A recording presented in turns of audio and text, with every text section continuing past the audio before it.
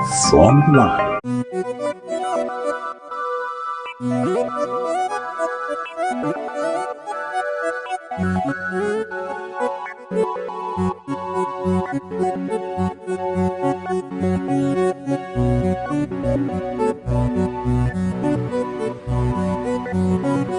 Welcome to yet another exciting edition of Sports Talk here on Atlantic Television Network. On this edition of the program, Shehu Diko pledges support for tennis sensation. And coming in from the world of athletics, oldest Olympic gold medalist passes on. Nigeria Football Federation makes first move on Eagles coaching role. Details of these and many more will be yours when we return from a break. Stay with us.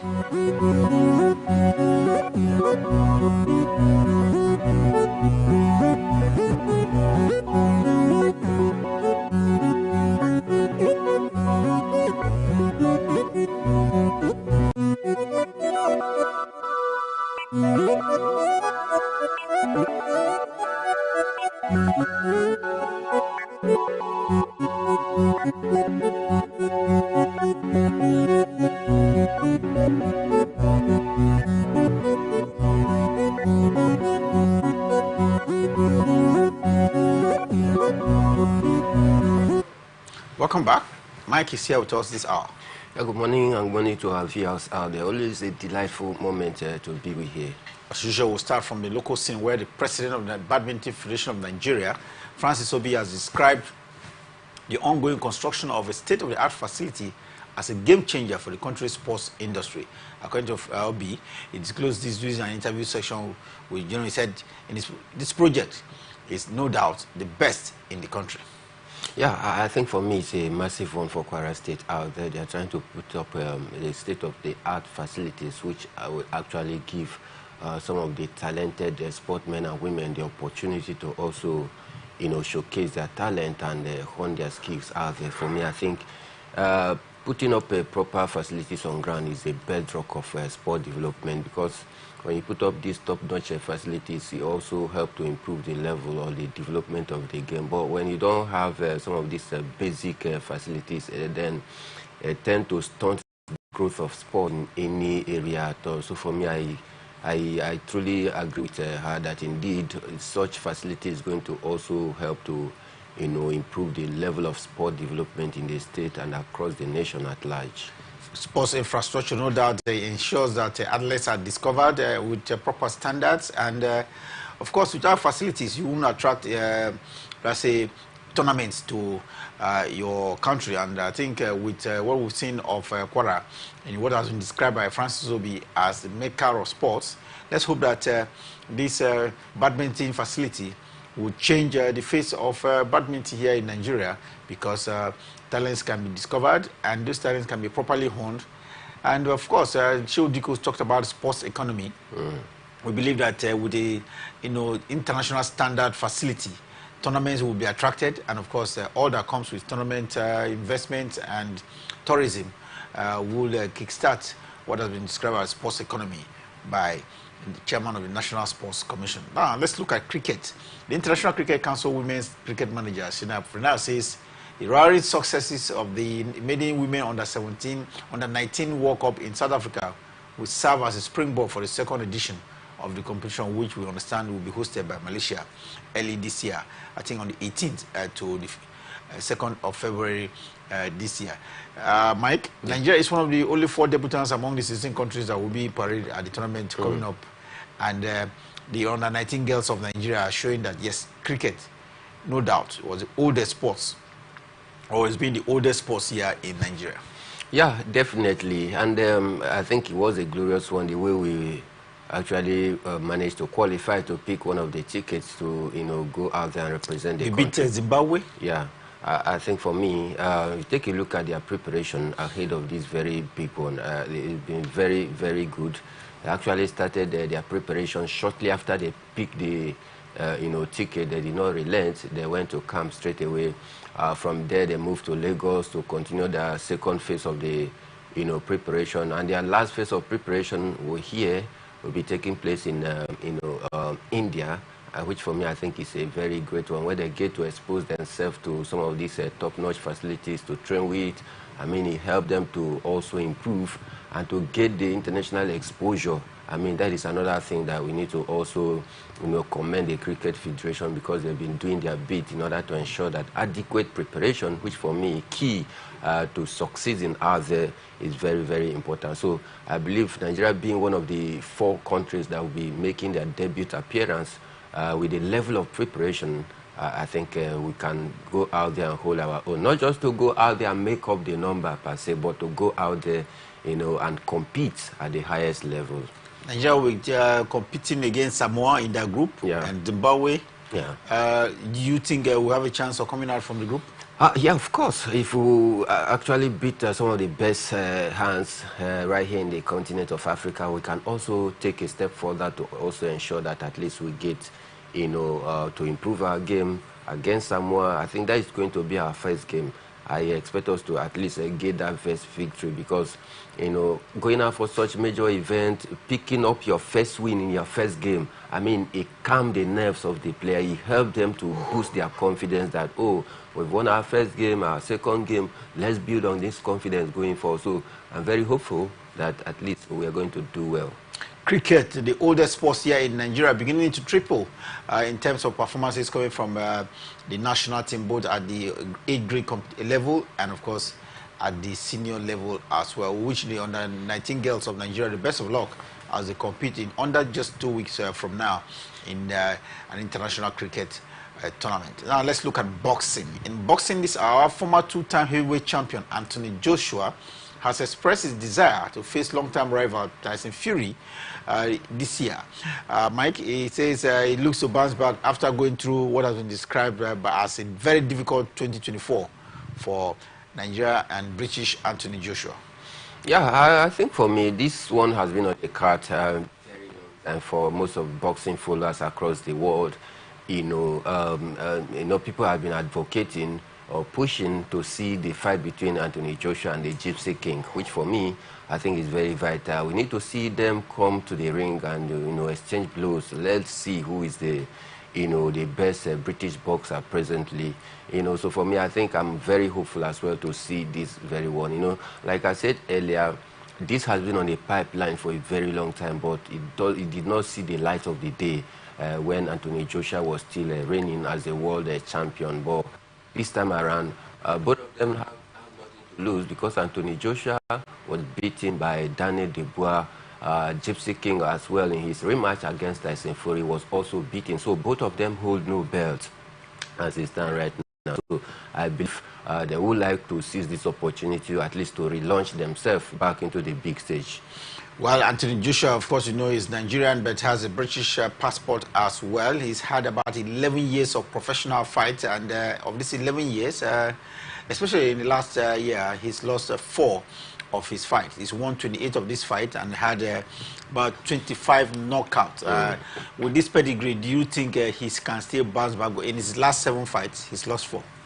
Yeah, I think Anthony Joshua still has what it takes out there. He's still called a big shot, despite the fact that he lost to Daniel Dubois. But I tell you, if you take a look at the pedigree of Anthony Joshua, I mean, his class is, is never doubted any day, anytime. He's still one of the biggest fighters that people want to troop out there in their numbers to watch, because he pulls a large number of followers, both on social media as well. Anywhere he goes to fight, you can see the crowd out there, being with him, supporting him. So for a man that have been able to create such record, 2-time heavyweight champion, is no mean feat. So I still believe that Anthony Joshua, despite losing that fight to Daniel Dubois, still have what it takes, at the big stage to bounce back. And I tell you, from what we've seen, from his media chat every now and then since he lost to Daniel Dubois, we might likely see Anthony Joshua back on the big stage after taking on Tyson Fury. Boxing fans around the world will look forward to the day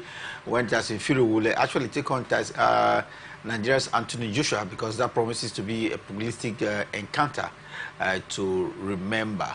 Now let's go to athletics, where there's some sad story this hour, because Agnes Keleti, the world's oldest living Olympic gold medalist, and of course a Holocaust survivor, has died at the age of 103. 5-time Olympic champion Hungarian gymnast Keleti won her first gold medal at age 31 way back in 1952 games held in Finland, Helsinki. Then before winning 4 more in Melbourne in 1956 to become the oldest female gymnast to win gold medal. She's raked in as many as 10 Olympic gold medals, including quite a lot.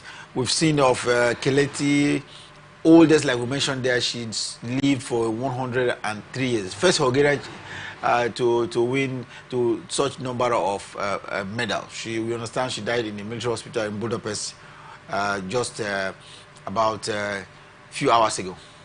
Yeah, I think it's a very sad one at this point in time, for such a survivor to have, racked up such medals for herself and created world. I think for me, she deserves all of the accolade and the honor, but losing her at this point in time is always a very, very sad one for the sporting world generally. And then our heart goes out to the family out there. But then the legacy that she has been able to leave behind will also speak for her, even in times to come. And this is what we'll keep saying: while you are alive on earth, what are you doing? What are you doing in your own profession to actually ensure that you create a niche and carve a mark for yourself, that even after your demise, people will still remember you for good? These are the, legacies she has been able to, lay down, talking about Keleti, and it will speak for her in many years to come.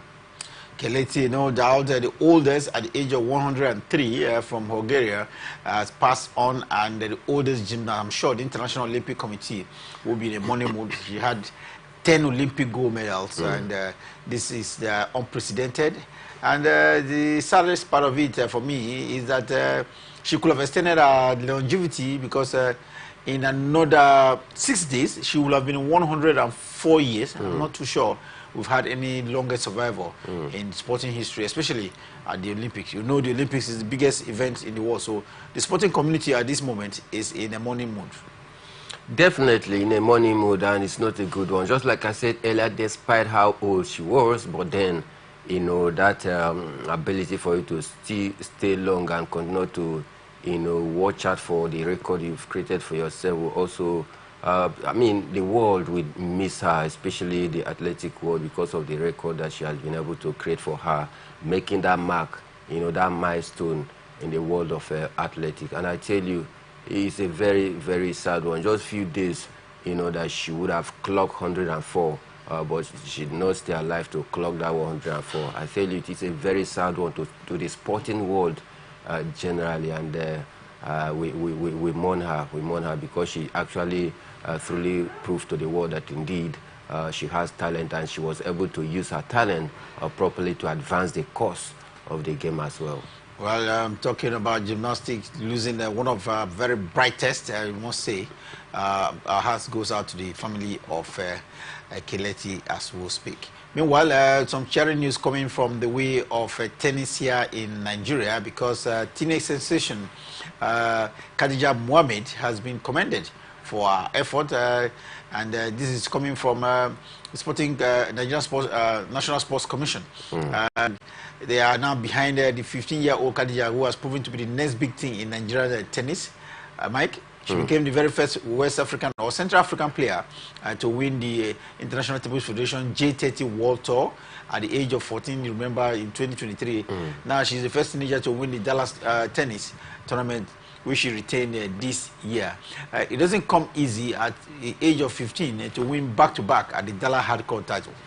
Yeah, it doesn't come easy at all. You need to have a special talent. You must be a genius before you can be able to, win such a, massive medal at your tender age. It is one that we need to watch out for. And thank God, that Malam Shehu Diku has also taken cognizance of this young gem. And I tell you, if proper care and attention is given to her, she might turn out to be one of the best hands that we have in the country that will do the nation proud at large. And I think for me, it boils down to the Tennis Federation to take a close look on her, because this is the way to catch them young. You see a young gem coming up, you see that she has this potential in her. What next? Just to help her to climb up the ladder, give her the needed facility, the needed support for her to continue to hone her skill, and because in future she might turn out to be one of the best hands in the world. If at that tender age, at age 14, she's doing this exploit, then just think about it in the next 5 or 6 years to come, what she will be able to do. So for me, I think it's an asset to the nation, and we must also protect her, give her the needed support so that she can not to also improve and grow her skills. Well, Mohamed, we understand, is being coached by her father, who is an international table tennis federation coach, and you think having look at the former tennis player, now a coach taking care of the ward or the child, this will be an added advantage that she's in proper hands. For sure, for sure. I mean, not just in the hand of ex-player, but who understand the game, but in the hand of the guidance, talking about the parent. You know, so for me, I think this has also reflected on her skills and what she's been able to do out there. Without the proper guidance of the father, I do not think that even if she has this talent, that seriousness might not be there. But under the close guidance of the father, I think, you know, it's going to help her a lot. And we've seen, you know, the prowess and the exploit that, you know, she's doing, talking about Khadija. So for me, I strongly believe that the guidance of the father has also contributed a lot, you know, to see her game improved up to this extent. Khadija Mohamed making Nigeria proud, and we hope that she will be properly guided. She's coached by her father, who was a former tennis player, now an international certified tennis player, a tennis coach as well. Talking about tennis reminds me that Novak Djokovic has kept his hopes of winning 100 career ATP title alive with a straightforward 6-3, 6-3 win over Gael Monfils in Brisbane International last 16. Seb, talking about the Serbian, Novak Djokovic, who we understand is 37 years of age now.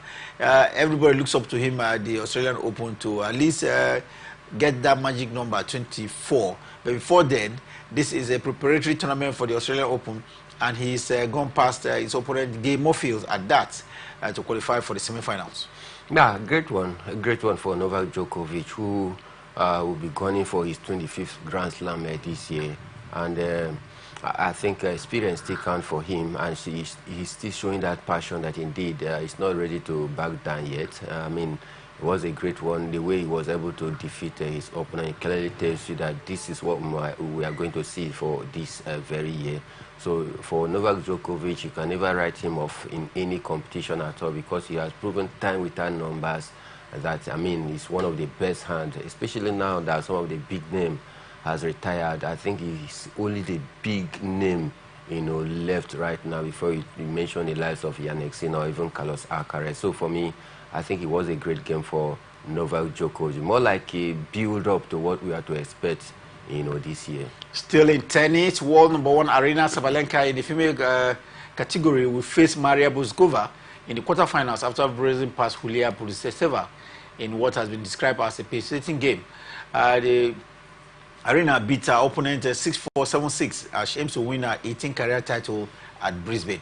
Do you think this lady from Belarus can continue to delight the fans of Brisbane? For sure, for sure. I tell you, she still has what it takes. As world #1, doing massive things out there. We understand that the WTA is always a very, very tough and very competitive, unlike the ATP.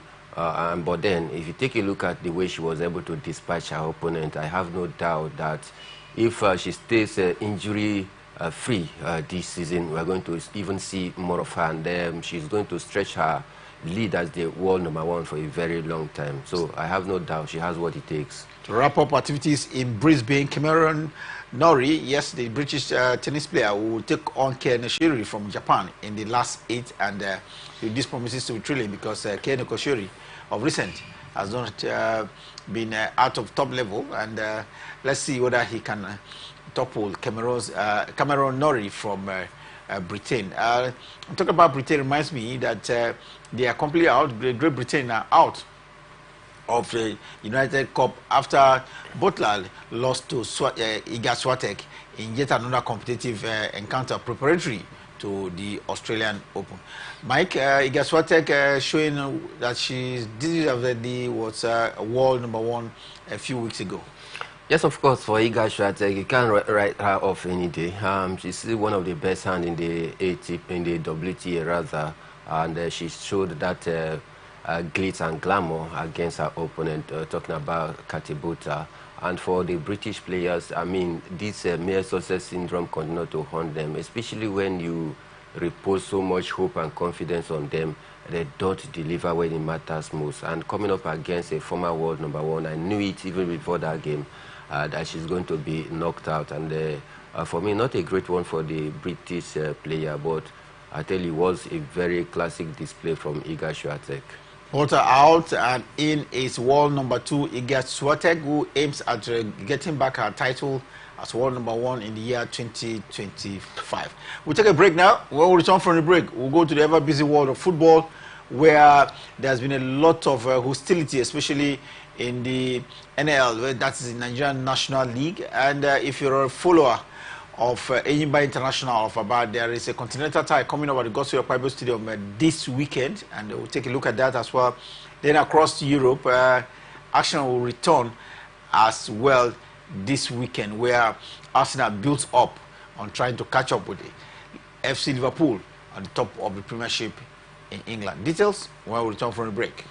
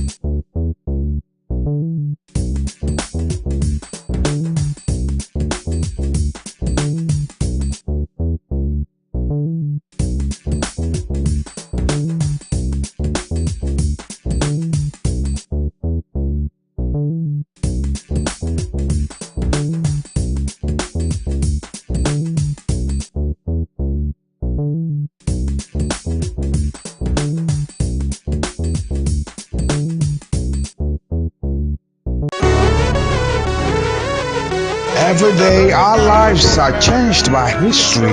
We are one people, all of us. Leaders, politics. Nobody's ambition is what I have fought very firmly. Natural occurrence, war, and the world economy. I belong to everybody, and I belong to nobody. Atn covers.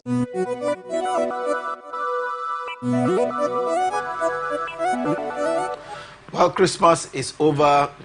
New Year celebrations as well is over. It's time to return back to full business in the Nigerian National League. After the Christmas and New Year break, the teams will return to action this weekend, Mike.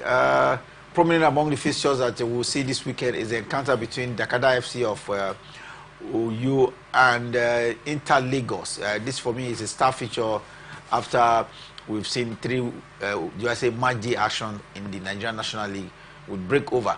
Do you see activities getting to feverish pitch in the National League here?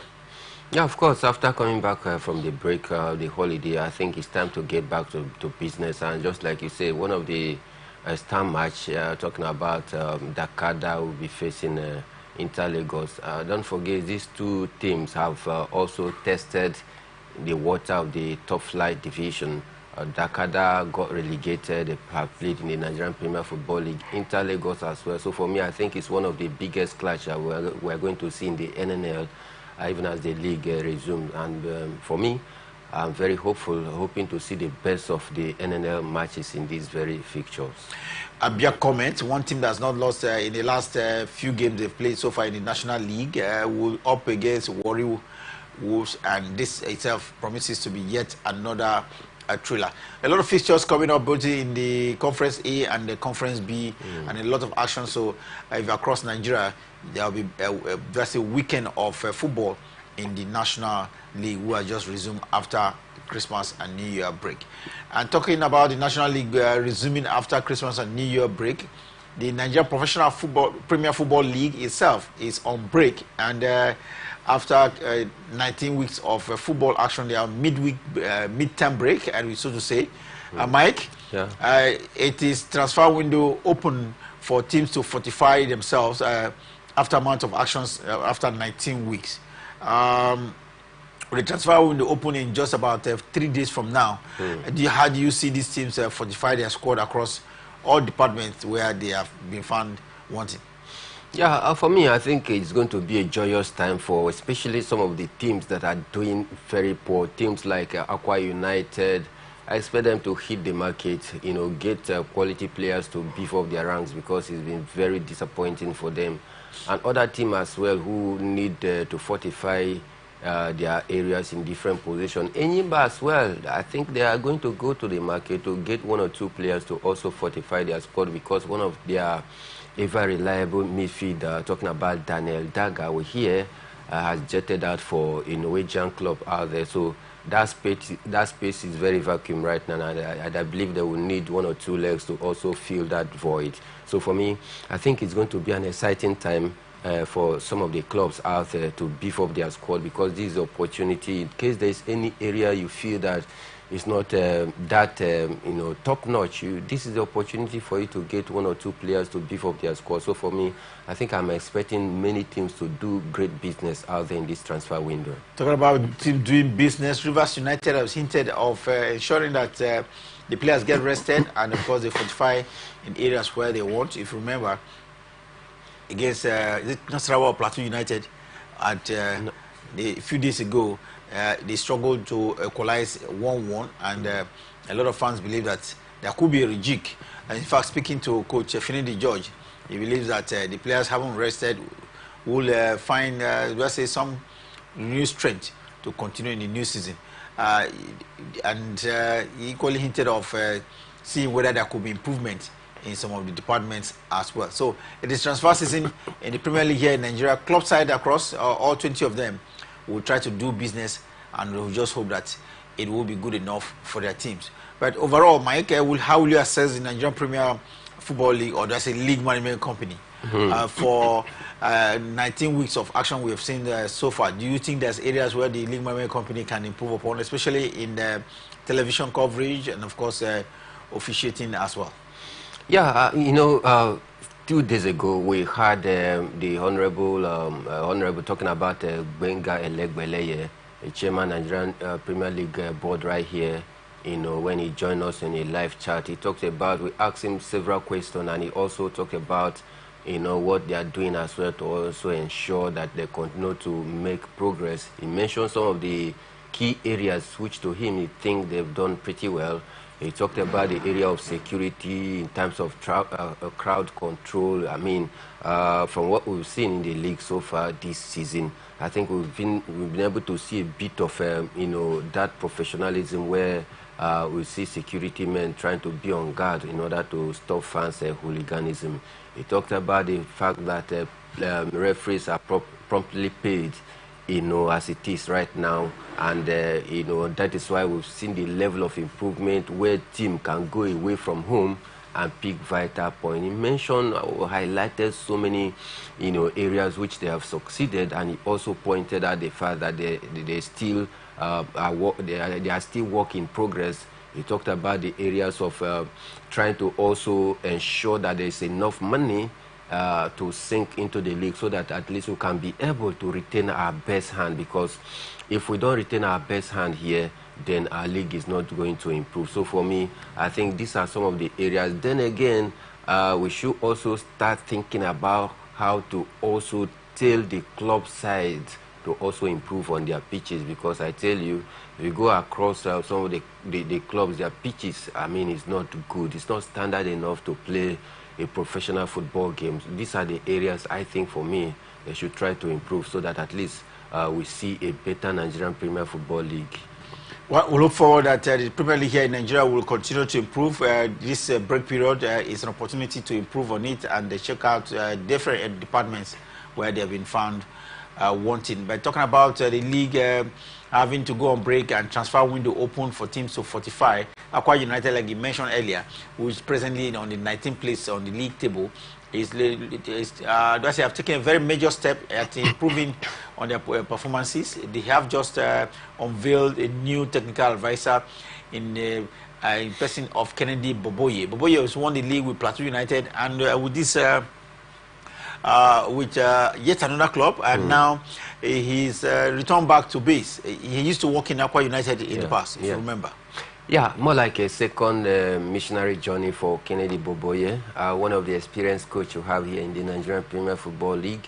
And he's going to bring his wealth of experience, no doubt, to bear in Akwa United. Having been there with them, he understands the workings of Akwa United, and that is why he has decided to come back after Baba Ganaru tendered his resignation because of the poor results since the start of the season. So for me, I think they need such an experienced coach to also change the narrative and begin to bring a new idea so that it will help the players to improve. Because if they don't improve and Akwa United continue to toe this line of defeat every week, then you may possibly say that they are doomed, maybe going to relegation. But I think with the help of Kennedy Boboye, is going to improve a whole lot of things. Kennedy Boboye, as a two-time winner of the Premier League here in Nigeria, will know exactly what to do to see how to navigate Akwa United out of relegation water where they presently find themselves. I mean, let's take it a step higher now, and the Super Eagles of Nigeria are in search of a new coach. Any light at the end of the tunnel, Mike? Light is still burning, and the tunnel is not that free for us to see right now if there is anything therein.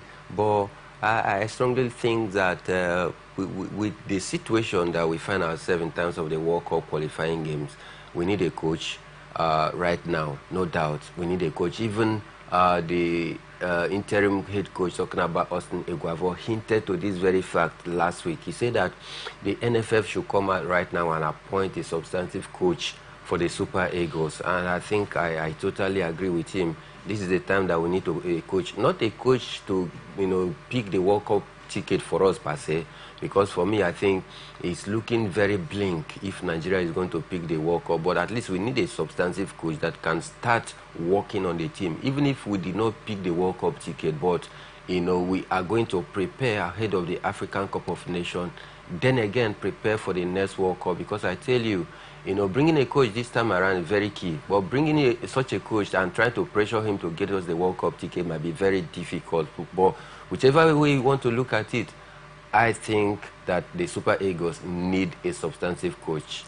Talking about Super Eagles of Nigeria looking out for a new coach, I think it's the same with Rwanda.